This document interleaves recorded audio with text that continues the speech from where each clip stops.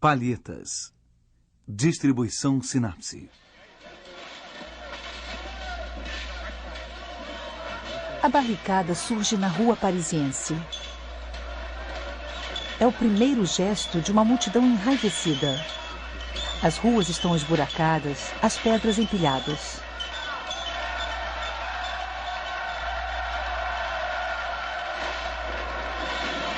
Paliçadas, árvores, postes se sobrepõem. Cada barricada vê nascer seus chefes, seus soldados, suas cantineiras, seus meninos. Na maioria das vezes, isso acaba em sangue. E a cada geração, tudo recomeça. Sob as pedras, a imagem. –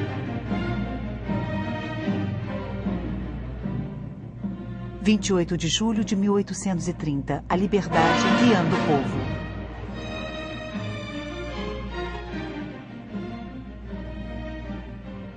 Eugène Delacroix.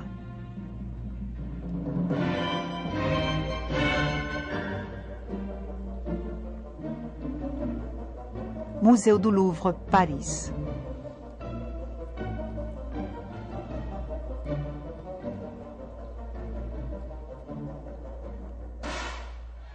1830, 26 de julho. O rei Carlos X suspende a liberdade de imprensa, dissolve a Câmara, modifica as eleições e provoca 3 dias de rebelião, os Três Gloriosos.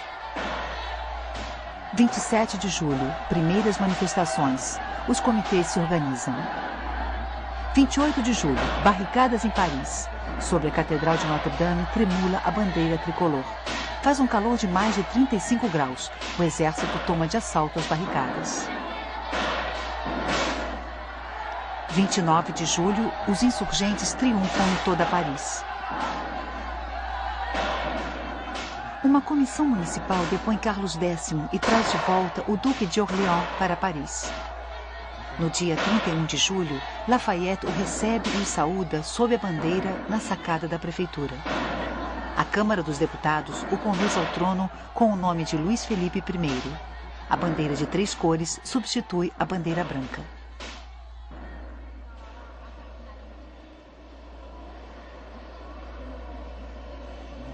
Uma tela de 2,60 metros de altura por 3,25 metros de largura.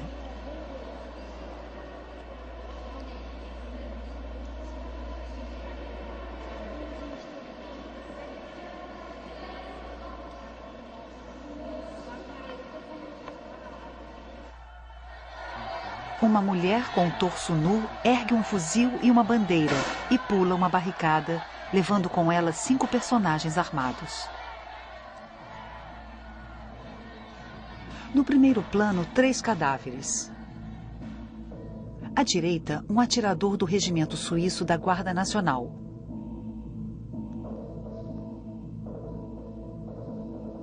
Capote cinza azulado, ornamento escarlate no colarinho, polainas brancas e sapatos baixos. Sua barretina caiu. Ao lado, um couraceiro da Guarda Real. Couraça, ombreiras brancas, luvas de couro claro.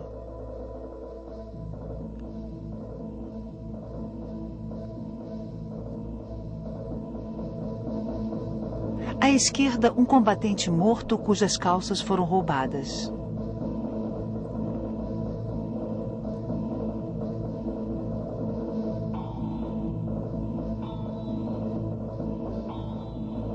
Dois meninos. O da esquerda usa um boné de atirador da Guarda Nacional, milícia que acaba de ser dissolvida por Carlos X. Suas armas, um simples florete de esgrima e uma pedra. O da direita ergue aos gritos pistolas de cavalaria modelo 1816. Usa uma cartucheira da infantaria da Guarda Real e uma boina de veludo preto dos estudantes do Quartier Latin.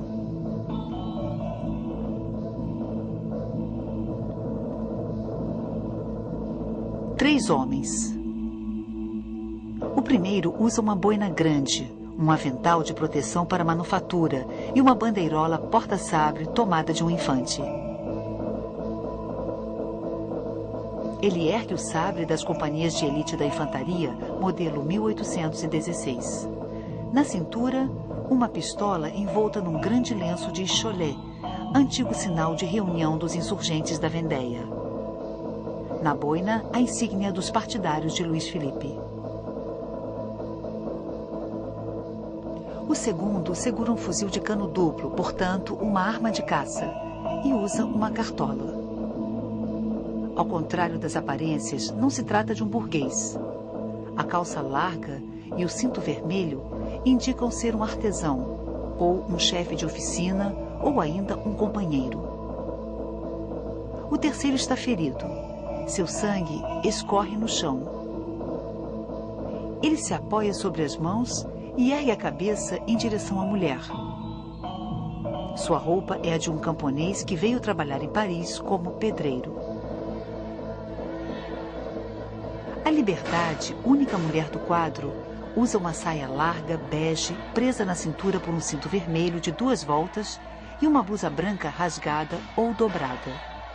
Em sua mão esquerda, um fuzil da infantaria, modelo 1816, com baioneta no cano.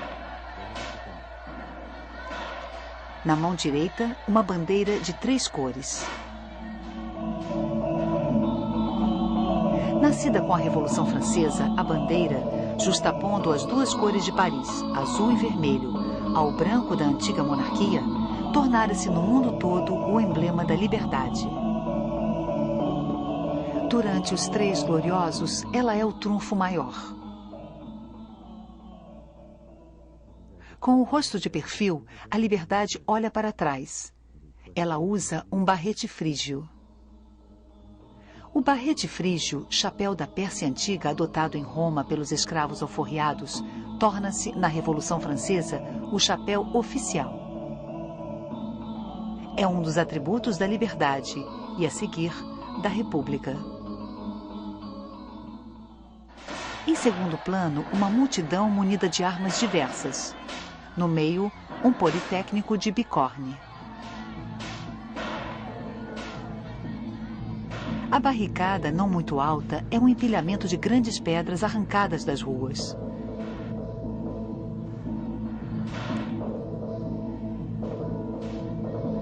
Na frente dos prédios, ao longe, um destacamento da Guarda Real em traje de campanha. Vários soldados estão atirando. Acima, as torres de Notre-Dame de Paris. Uma bandeira está fincada no topo. Delacroix escolheu a catedral em vez da prefeitura. Enquanto pintava este quadro, seu amigo Victor Hugo escrevia Notre-Dame de Paris. Tanto para o pintor como para o romancista, a catedral é o símbolo do povo, de sua revolta, de sua espontaneidade. Mais tarde, Victor Hugo escreve Os Miseráveis. Gavroche morre nas barricadas por ter zombado dos soldados. A relação com o personagem de Delacroix fez-se por si mesma. Paris, 28 de outubro de 1830. Como um bobo que sou, eu esperava para lhe escrever ter alguma coisa boa para dizer sobre o que você me pediu. Meu bom e caro irmão, sua gentil carta causou-me imenso prazer. Quanto ao spleen, ele vai indo graças ao trabalho. Eu iniciei um tema moderno, uma barricada.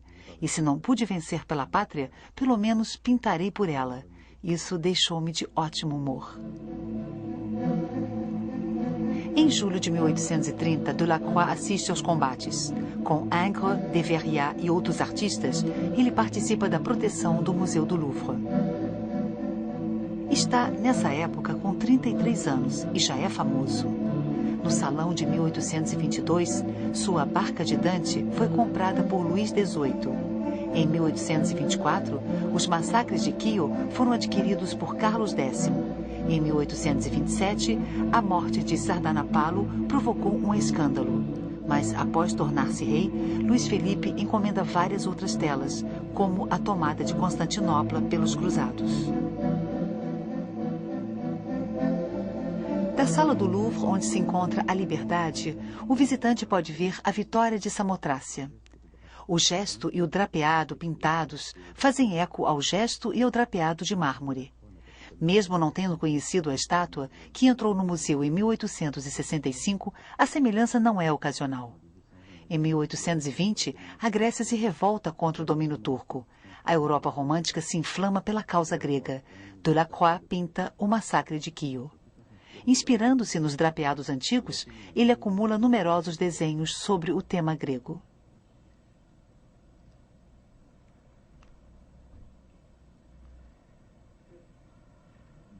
Ele desenha as mulheres que se atiraram no vazio com seus filhos para escapar dos turcos. Em 1827, termina a sua A Grécia sobre as ruínas de Missolonghi. Uma mulher com os seios parcialmente desnudos ergue-se sobre as pedras empilhadas. Após os tumultos de Paris, esboços de rostos, de roupas e de gestos pertencem tanto à insurreição grega quanto às barricadas. Os dois temas acabam se fundindo.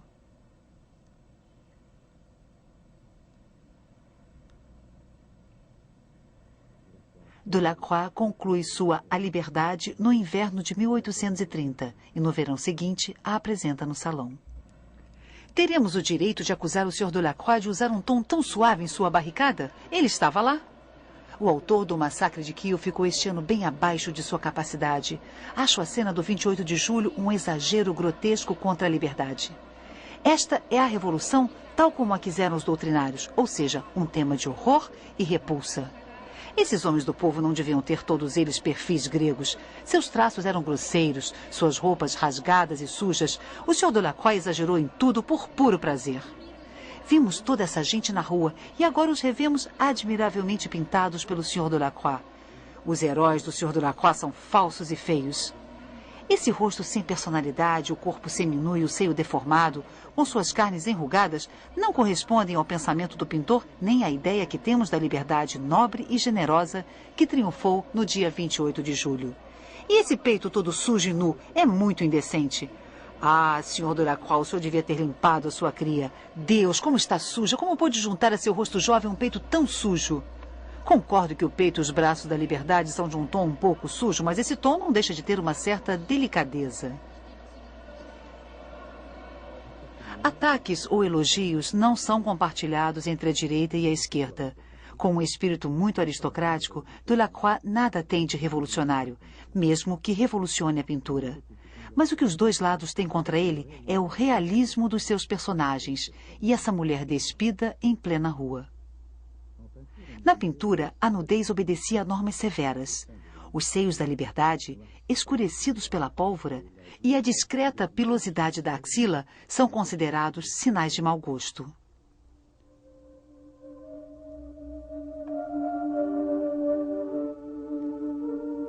O homem imaginativo, em seu trabalho, para elevar o modelo ao ideal que ele concebeu, também caminha contra a sua vontade para a vulgaridade que o pressiona e que ele vigia. Eu não gosto da pintura sensata. Eu sei que é preciso que o meu espírito confuso se agite, desfaça, tente de 100 maneiras antes de atingir o objetivo que a necessidade me impõe em cada coisa.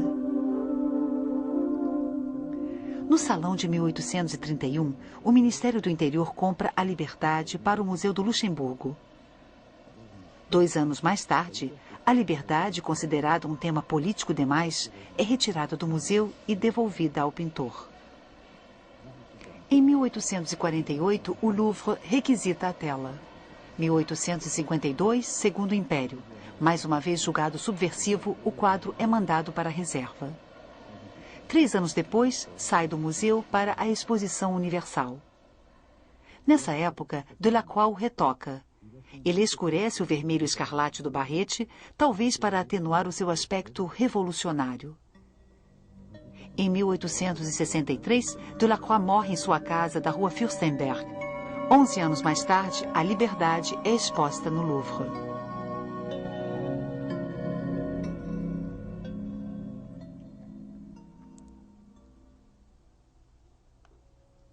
Delacroix trabalhava rápido, utilizando 2 pincéis bem largos.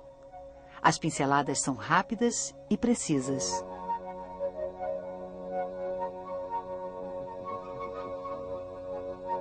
Com frequência aplicadas em curva, elas reforçam o aspecto sinuoso e ondulante da liberdade. A uma certa distância, a pincelada se funde no conjunto, mas dá à pintura um realce que a fusão das cores não pode produzir.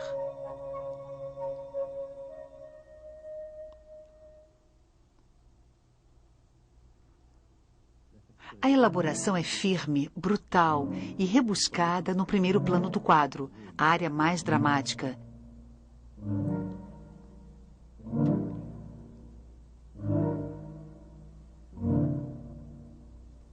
E nas áreas de tensão do segundo plano.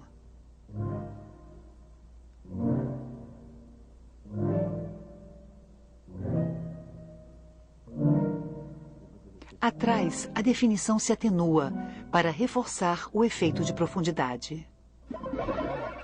Uma única linha não tem significado. É preciso uma segunda para lhe dar expressão. A composição forma um triângulo, marcado pelo braço erguido e pela haste da bandeira cortando o quadro no centro. Sucessões de linhas oblíquas criam ritmos irregulares.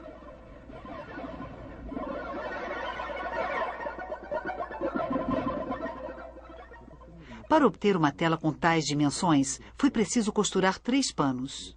Em algumas partes, as costuras estão falhas e bem visíveis no quadro.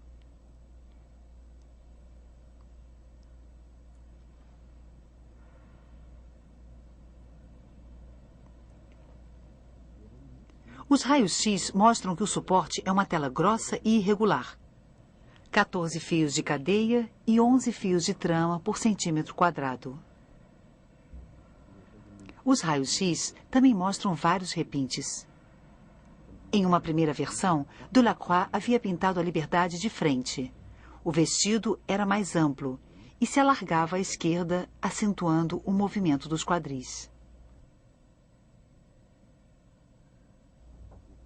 Espessas camadas de pintura mostram que o garoto, que estava bem próximo da liberdade, foi empurrado para a direita. Também podem-se ver as modificações de contorno do colete e dos braços.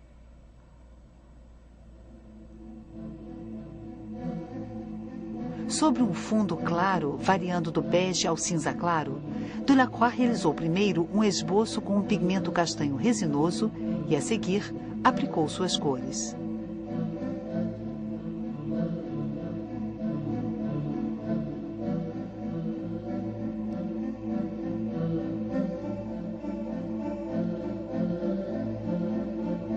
A análise microscópica mostra 3 tipos de pintura. Primeiro tipo, uma camada grossa reforça o esboço e algumas camadas finas definem um relevo ou um drapeado.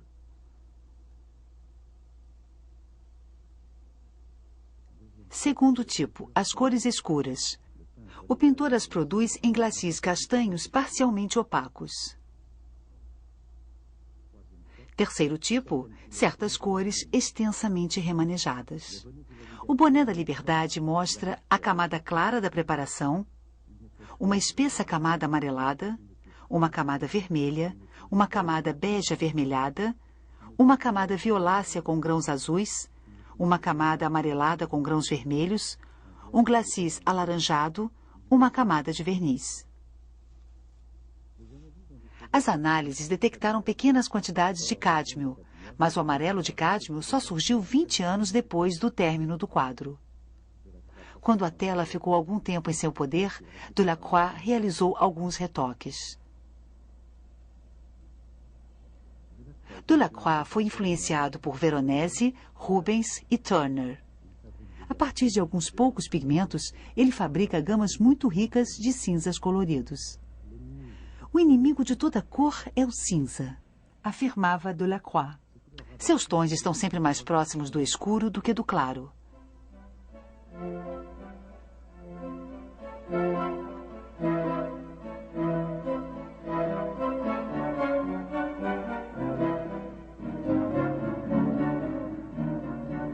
Primeiro, o pintor joga com as oposições de claridade.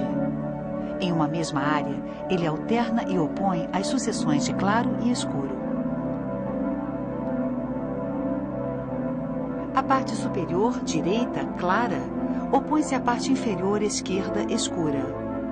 E dentro de cada uma dessas partes, zonas escuras ou claras reforçam ainda mais os contrastes. Delacroix dizia: o claro escuro fornece o relevo pela disposição das sombras e das claridades em relação ao fundo. O pintor também joga com contrastes brutais de cores. Em cada área, ele multiplica e opõe as cores, em especial as complementares. Duas cores complementares estão diametralmente opostas no círculo cromático.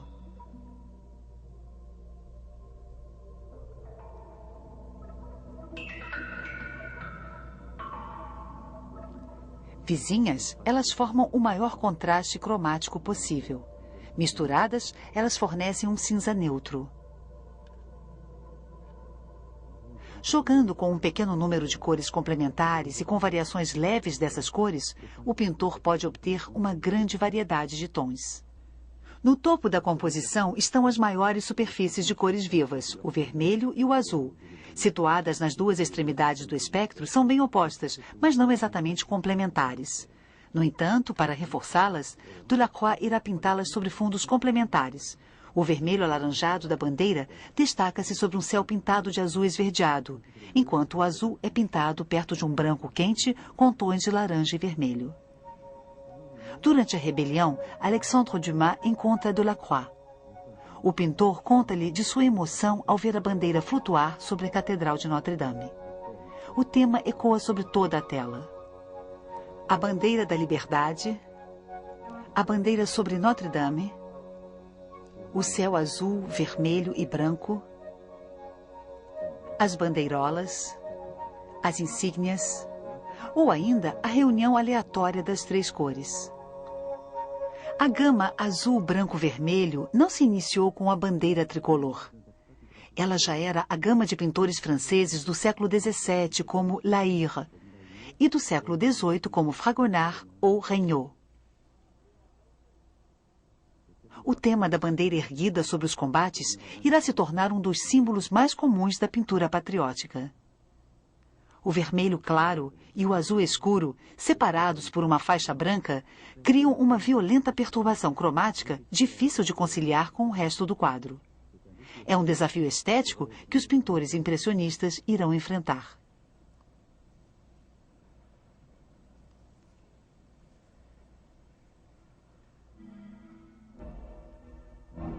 No terço inferior do quadro, o mundo dos mortos, sinuosos, sombrios, próximos da terra.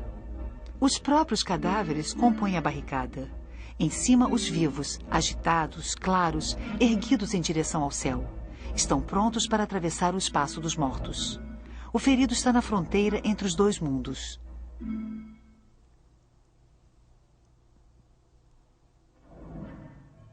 Delacroix, que admirava a jangada da Medusa de Géricault, imitou a sua composição em triângulo e sua violência macabra.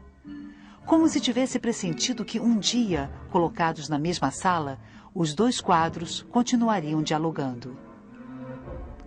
Ele também pintou em primeiro plano um Heitor, figura clássica de ateliê, inspirado no episódio da Ilíada, em que Aquiles arrasta atrás de sua carruagem o corpo de seu inimigo. Nesse contexto, a imagem representa a brutalidade dos combates, a infelicidade dos vencidos. O homem com sabre, monarquista liberal. O homem com chapéu, futuro radical de 1848. O homem ferido, camponês que se tornou operário. Os garotos, vagabundos arruaceiros. E o Politécnico, o único burguês, situado bem atrás. Todos formam um conjunto alegórico da insurreição popular.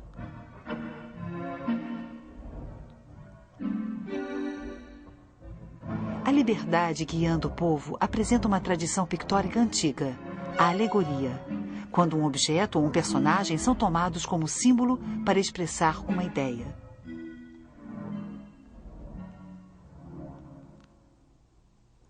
A mulher armada, guerreira e protetora aparece com frequência na história.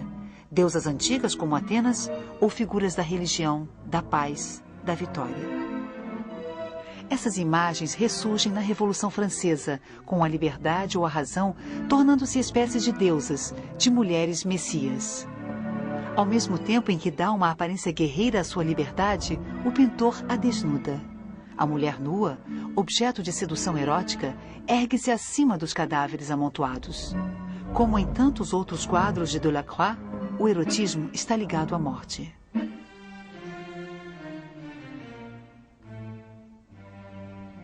Partindo de um tema moderno, a barricada de 1830, Delacroix inventa uma alegoria de múltiplos sentidos. A cena histórica que reúne e concentra tantos elementos simbólicos é testemunha de uma nova forma de sagrado.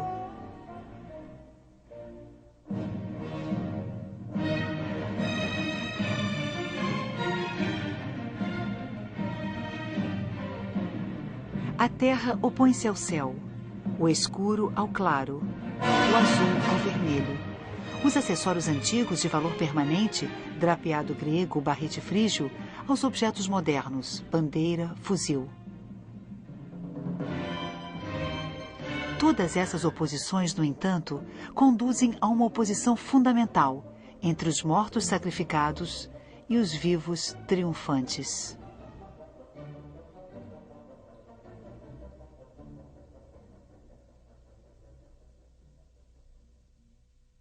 Versão brasileira Audio News.